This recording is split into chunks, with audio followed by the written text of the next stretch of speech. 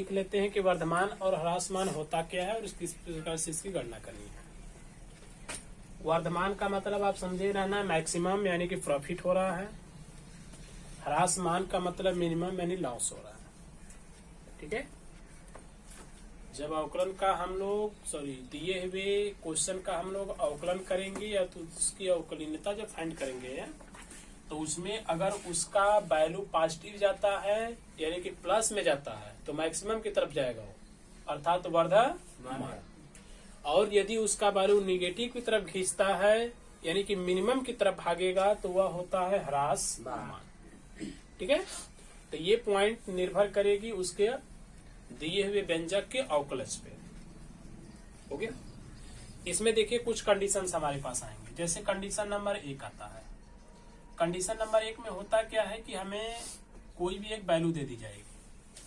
ठीक है, कोई भी एक वैल्यू दी जाएगी और वह जो वैल्यू होती है उसमें x जो है r का एक मेंबर होता है। x क्या लिखा है? r का एक मेंबर है। ठीक है, r जो है वो रेशनल नंबर है, कुछ भी नंबर हो सकती है। करेक्ट। अच्छा ले, अब उस रेशनल नंबर में जो x है वह उसका क्या है? एक मेंबर हो गया। ठीक है, इस कंडीशन में देखिए हम लोग किस प्रकार से करते हैं। तो इस कंडीशन नंबर 1 में देखिए होता क्या है। पॉइंट जो हमारा होगा इस पे जो भी हमें फलन देगा यानी जो भी व्यंजक देगा उस व्यंजक में हमें चेकअप करना है x1 और x2। क्या देखना है? x1 और x2। इस कंडीशन को जरा ध्यान से समझिए होगा क्या। चूंकि जो हमारा x1 है ये छोटा हो जाएगा x2 से, x1 छोटा हो जाएगा x2 से, तब जो हमारा फलन होगा फलन अब लिखा जाएगा x1 छोटा fx2। x1 का वैल्यू x2 से क्या है? छोटा है। अब अगर इसको हम फलन के रूप में लिखना चाहें, फलन जो हमें दिया होता है fx इज इक्वल टू करके, यानी कि वहां पर अब x1 रहेगा और x2 रहेगा। तो उस कंडीशन में भी अगर x1 जिस प्रकार से छोटा है x2 से, ठीक वही साइड अपनाए रखा छोटे वाला, तो इस कंडीशन में इसका वैल्यू जो होता है वह वर्धमान होता है। क्या होता है? वर्धमान। तथा अगर यही वैल्यू में x1 छोटा रहेगा x2 से, बट इधर क्या हो जाएगा कि fx1 का वैल्यू बड़ा हो जाएगा fx2 से। x1 जो है x2 से छोटा रहेगा वो अलग की बात है, लेकिन जब उसका हम फलन निकालेंगे तो उस फलन में fx1 बड़ा हो जाएगा fx2 से। तो इस परिस्थिति में वह किधर बताएगा? ह्रासमान की तरफ बताने लगेगा। डन। अब जैसे आप देख लीजिए बुक में अपने एग्जाम्पल नंबर 7 क्या बोलता है। वो बोला है दिखाइए कि प्रदत्त फलन fx इज इक्वल टू इसके equal to fx is equal to 7x minus 3 r पर वर्धमान है। किस पर वर्धमान है? r पर वर्धमान है, ऐसा हमें सिद्ध करना है। तो आइए जरा सिद्ध करके देख लेते हैं। चूंकि r दिया है तो r तो एक रेशनल नंबर हो गया हुआ ना, यानी इसके अकॉर्डिंग जो हमने यहाँ पर x1 और x2 मानते हैं वो r का ही नंबरिंग होते हैं, मतलब संख्याएं होती है, रेशनल नंबर ही होते हैं। ठीक है, तो ये पॉइंट क्या बोलता है वर्धमान या ह्रासमान बताने के लिए कि x1 को आप छोटा रखिए x2 से। चूंकि अगर x1 को हम छोटा रखते हैं x2 से, तो जब हम इसका फलन लिखना शुरू करेंगे यानी क्वेश्चन में जब उसको पुट करेंगे हम, तो क्वेश्चन में आप देख सकते हो कि पहला है 7x माइनस, यानी कि पहले यहाँ पे लिखना है 7x, यानी 1 के लिए अगर हम लिखेंगे तो हमें लिखना पड़ेगा 7x1 smaller than 7x2। Change हो गया। क्वेश्चन अभी क्या बोलता कि आप जो है कि 7x से 3 को माइनस कराइए। क्या कराइए? माइनस, यानी कि 7x1 से हम माइनस करेंगे 3, तो 7x2 से भी माइनस करेंगे 3। करेंगे? आप जरा ध्यान से समझिए।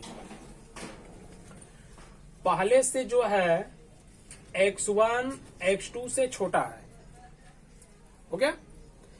x1 में 7 से इंटू हुआ है तो x2 में भी 7 से ही इंटू हुआ है, का मतलब दोनों पे कोई फर्क नहीं पड़ा।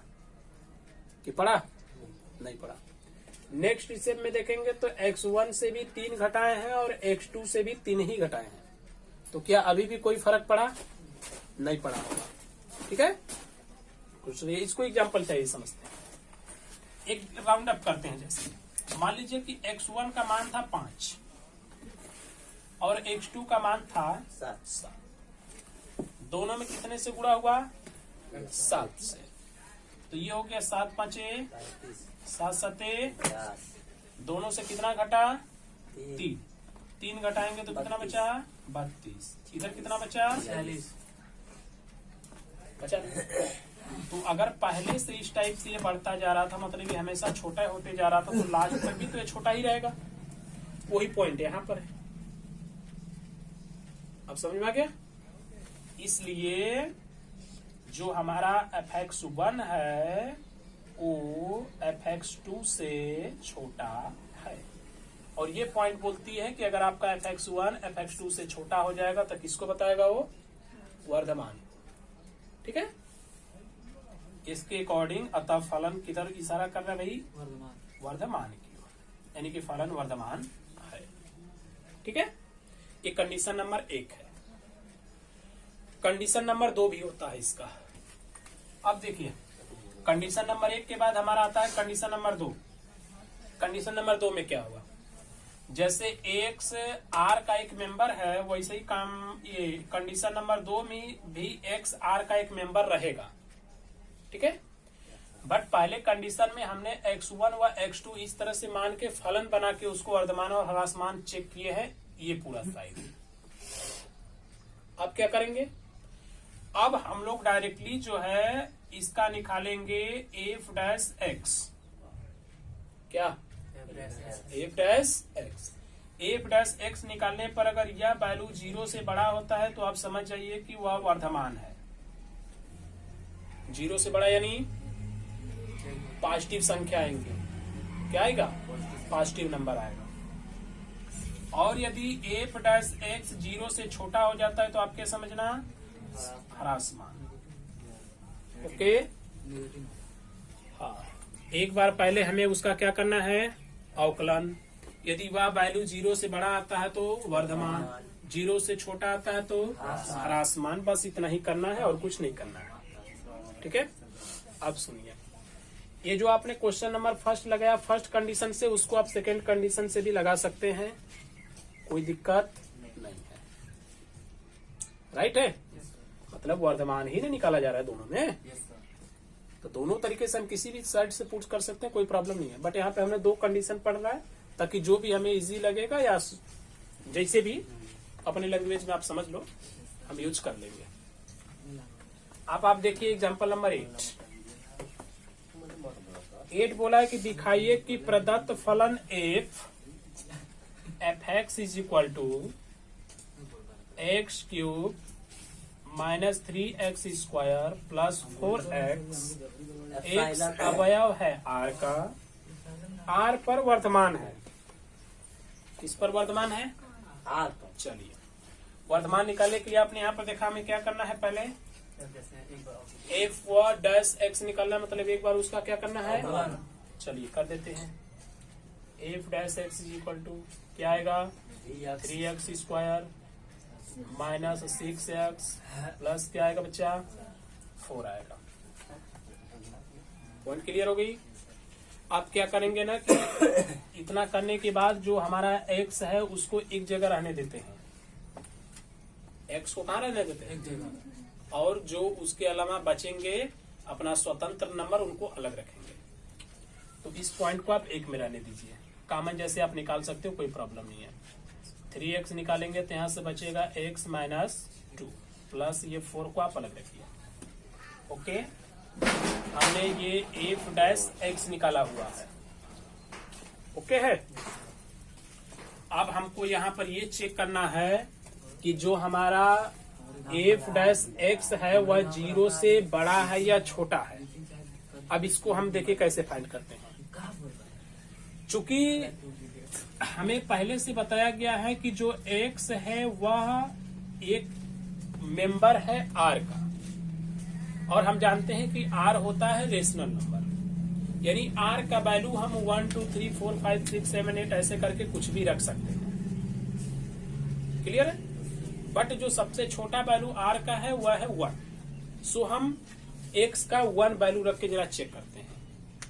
क्या रख के 1 रख के देखते हैं। तो अगर यहाँ पे 1 रखेंगे तो क्या आएगा -1 रखेंगे तो -1 आएगा ना। यहाँ भी 1 रखे हैं तो यहाँ से 3 हुआ, 3 इंटू किया -1 में -3 आया, -3 में 4 को प्लस कर दिया, कितना आया 1 आया। तो 1 0 से बड़ा है कि छोटा है, बड़ा है। कहने का तात्पर्य क्या हो गया, इसलिए हम ये बोल सकते हैं कि f डैश x जो है 0 से क्या है, बड़ा है। अगर वह 0 से बड़ा है तो उसको हम क्या कहते हैं, वर्धमान कहते हैं। अतः ये क्या हो गया, वर्धमान हो गया r पर।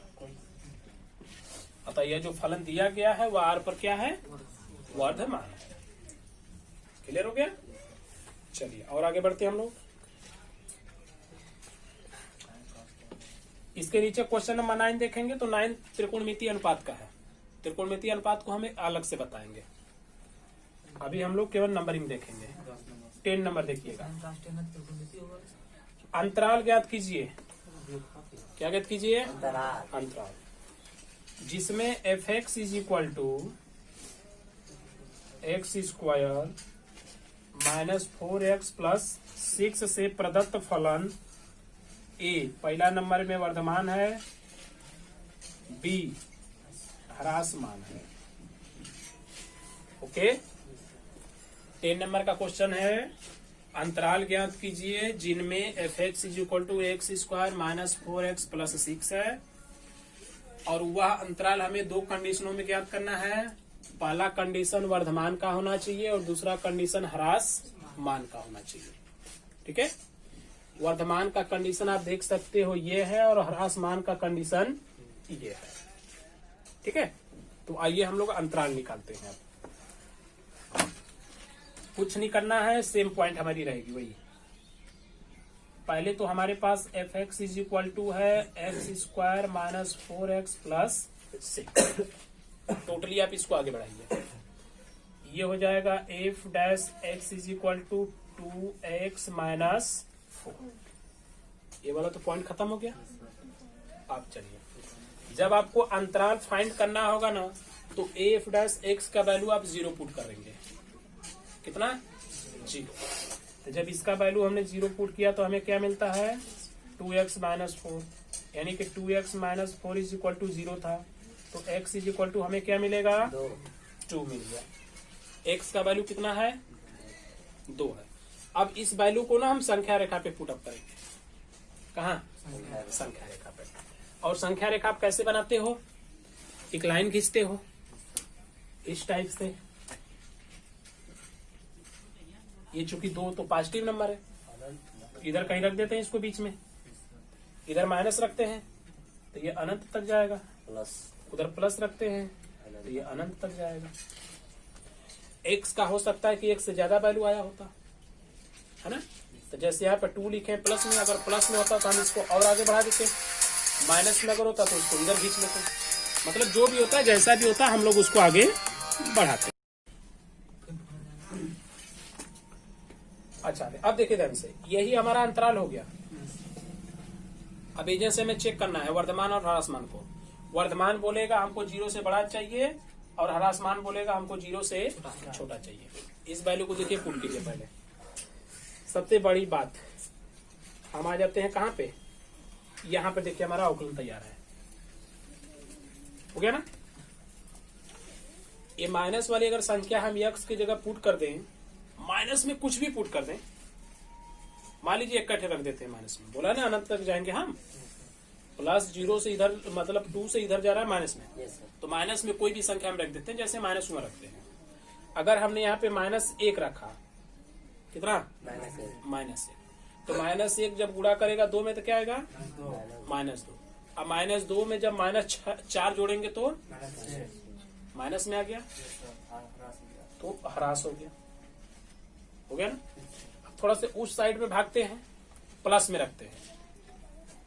प्लस में आप देखिए 2 तो आपको मिला हुआ है, तो 2 के बाद वाली कोई रखते हैं, जैसे 3, क्या 3, तो जब यहाँ पर 3 रखेंगे तो 3 दूना के 6 में से 4 घटेगा तो 2 प्लस है कि माइनस, प्लस है, यानी कि 0 से क्या है वो बड़ा, तो किसको बताएगा, वर्धमान को।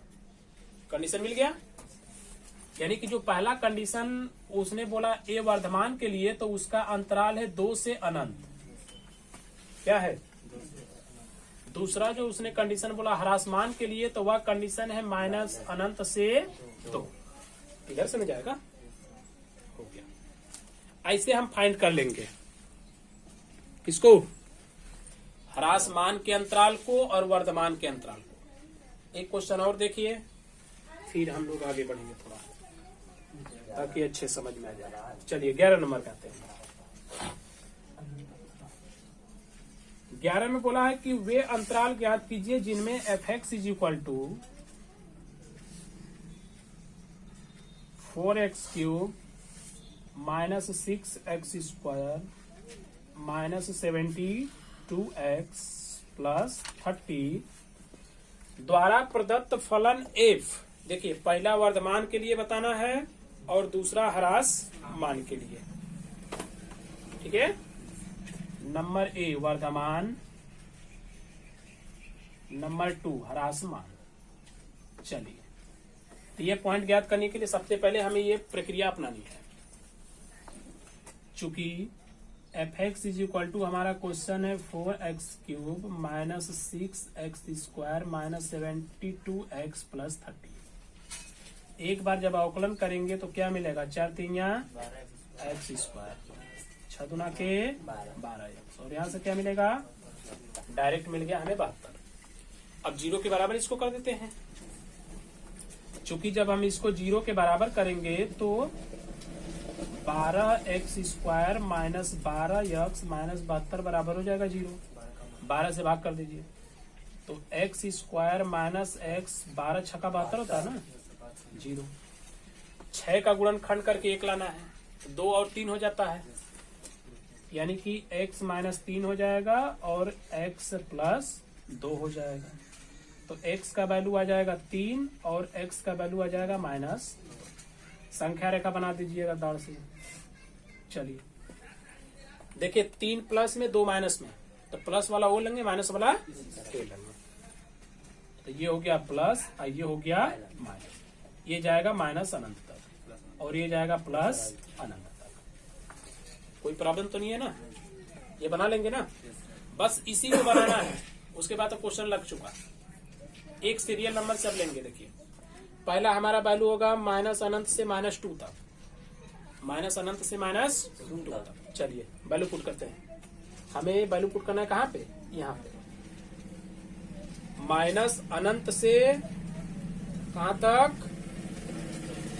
-2 तक, है ना। यानी कि माइनस अनंत और -2 के बीच में आपको जो इच्छा करे रख लो, कोई दिक्कत नहीं है। हम -3 रखते हैं, कितना, चलिए -3 रखते हैं। तो -3 का यहाँ पे वर्ग करेंगे तो कितना आएगा, +9 आएगा। कितना, +9।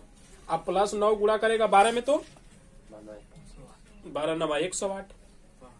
अच्छा, हमने -3 ही लिया है, -3 गुणा करेगा -12 में तो +36 हो जाएगा, है ना। तो 108 में हम जोड़ देंगे 36, तो टोटल हो जाएगा 144। अब 144 में से जब घटाएंगे 72 को, तो प्लस में आएगा कि माइनस में, प्लस में आएगा। तो जब प्लस में आएगा तो किसको बताएगा, वर्धमान को बताएगा। यानी कि पहली पॉइंट वर्धमान की है, तो तो पहली पॉइंट में हमें क्या मिला कि माइनस अनंत से -2 जो है वर्धमान में है, एक कंडीशन रेडी है। चलिए सेकेंड में अगला बोल रहा कि -2 से -3 में रहिए, -2 से +3 में रहिए ना, -2 से +3 यानी कि -2 और +3 के बीच आप कुछ भी ले सकते हो। जैसे आप -1 ले सकते हो, 1 ले सकते हो, 2 ले सकते हो, है ना। तो हम लोग कितना रख लें, चलो 2 रख के देखते हैं, थोड़ा सा लंबा कर लेते हैं। 2 तो जब 2 रखेंगे तो 2 का वर्ग 4, अब 12 चौका 48 हो गया प्लस में। 2 रखेंगे तो 12 दूना के 24, माइनस में, 24 थे माइनस, अब 72 में माइनस, 24 माइनस और 72 माइनस, दोनों को प्लस कर देंगे तो 96 हो गया। और 96 घटेगा 48 में से, तो प्लस बचेगा कि माइनस, 48, माइनस में बचेगा। तो माइनस किधर बताने लगा, ह्रासमान की तरफ। का मतलब हुआ कि बी नंबर में हमें लिखना है -2 और 3 जो ह्रासमान हो गया। क्लियर। चलिए आगे बढ़िए। अब आगे 3 और अनंत में जाना है। 3 से लेके अनंत में जो इच्छा कर रख दो। तो हम 3 के बदला वाली रख देते हैं 4। तो 4 रखेंगे तो 4 के यहाँ पे वर्क कर देंगे तो कितना हो गया 16। 16 में 12 गुणा करेगा तो एकदम पहुंचा देगा 150 के ऊपर हच से। अब भाई कुल बेचारा कुल जोड़ घटा भी लेंगे तब वो उसको माइनस नहीं कर पाएंगे, सब कर देंगे, नहीं कर पाएंगे, यानी कि फिर वो 0 से बड़ा हो गया, यानी कि उसको फिर यहाँ पर रखना है। 3 से कहां तक भैया, प्लस अनंत तक। यानी कि इसके 2 कंडीशन जो है बताएंगे वर्धमान को और एक कंडीशन बताएगा ह्रास